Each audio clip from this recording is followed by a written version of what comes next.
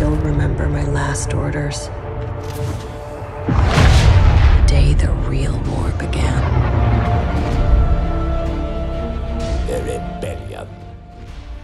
Hey guys, and welcome back to Battlefront Updates. Today I've got another excerpt from the Battlefront II Inferno Squad novel that was just released from the official Star Wars website. And I thought I would just read it through like the last time, so if you guys don't want to hear me read it with my Swedish accent, feel free to check out the link in the description below if you want to read it yourself. But I thought this was very interesting as it kind of shows the creation of the Inferno Squad, I guess we could call it. But without further ado, let's get into it. The four young officers obeyed and turned to look at Admiral Versio expectantly. He had offered them no refreshment, and indeed Iden knew the members of the little gathering could count themselves fortunate they had been invited, or rather ordered, to sit.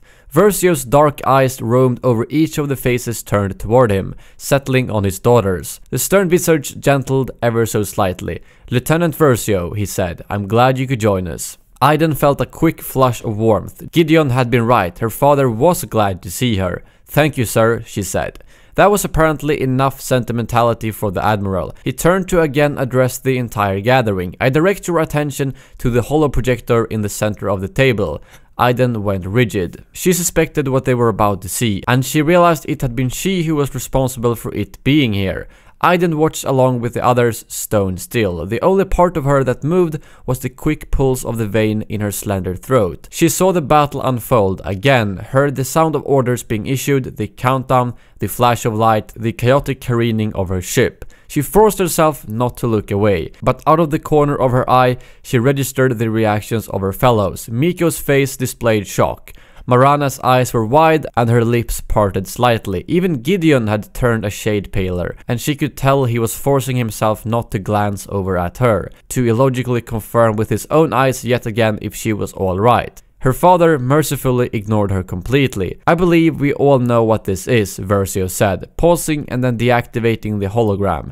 "This recording is currently being analyzed and evaluated as one of a handful recovered from ships that were out of the direct blast area." Iden was grateful he didn't single her out, but from the sidelong glances of Miko and Marana, she suspected they knew anyway. This was a dark day for our empire, a very dark day. But as you can imagine, and perhaps already know, we are working on plans for retaliation against the Rebel Alliance on every level open to us. We have plans from very grand to very intimate, and the latter is where the four of you come in. There's a particular front in this battle that I have suggested be addressed, and I have been given authorization to proceed. Iden's father was using that voice. That voice meant something very big, very significant, and very personal to him was going on. That he was including her in it made Iden feel proud, but it also put her on high alert. She sat erect in her chair, her eyes on her father, her breathing slow, and listened. Our glorious Death Star was destroyed by something very small indeed, a tiny flaw implanted by one man who single-mindedly betrayed the Empire over the course of years. One person in an X-Wing fighter hit a target only 2 meters wide. He squared his shoulders. "We were arrogant," he said, and only Iden and perhaps Gideon knew what the admission cost him. "We paid a terrible price for that, and we will not make that mistake again." The contribution that one small team can make when it comprises the best of the best is, I believe, both overlooked and invaluable. The distillation of individual accomplishments and skills into a smoothly functioning unit will be something the enemies of the Empire will not be prepared to guard against. After careful evaluation, I have decided that the four of you represent the finest the Empire can field. It was quite a statement, and they all knew it. Versio clasped his hands behind his back and walked in a predatory circle around the rapt group as he regarded each of them in turn. His eyes searching, laser-like and piercing, as if trying to plumb their very souls. Gideon and Iden were used to that level of scrutiny, but familiarity made it no less intimidating. The Admiral's gaze settled on the tall man. "Del Miko, you worked your way up through the ranks, first as a stormtrooper, then as a shore trooper, then a TIE pilot. You have received several commendations for courage under fire. Your commanders have made notations that you excel at whatever you turn your hand to, but you seem to be particularly gifted with repairing everything from armor to droids to engines." Versio smiled thinly. "Your captain did not part with you with good grace."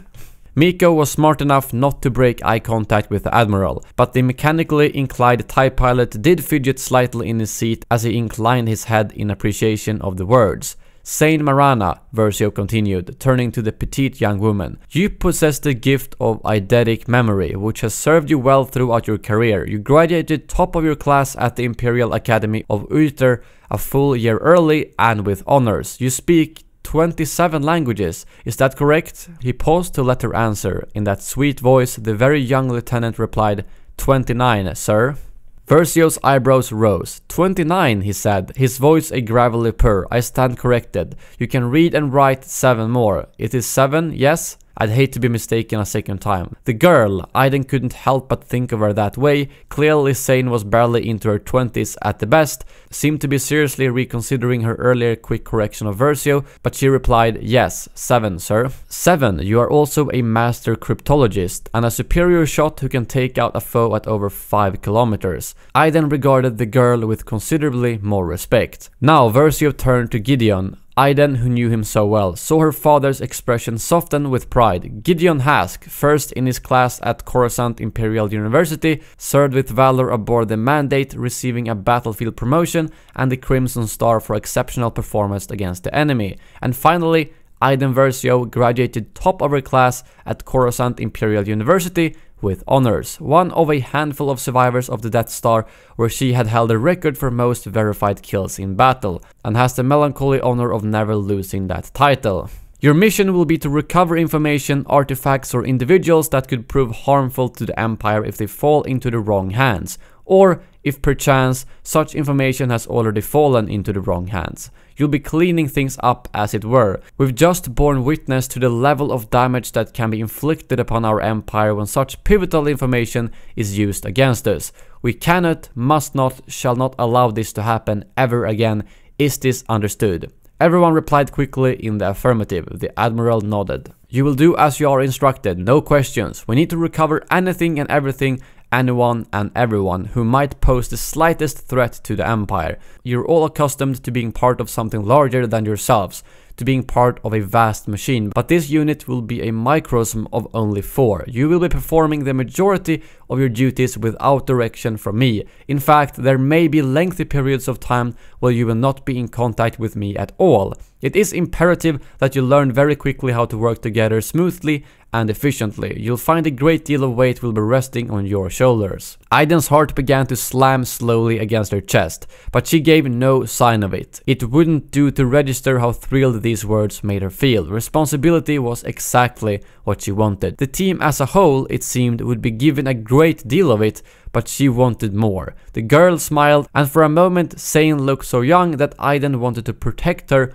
more than she wanted to fight alongside her. She dismissed the thought. Zane's youth surely belied a lot of strength. Garrick Versio would never want anyone on his team who wasn't strong. After all, they were the best of the best. That logical conclusion meant that the quiet Del Mico also had something special to offer, and of course Aiden knew Gideon well enough to know how much he brought to the table. Any other questions? There were none. Versio nodded.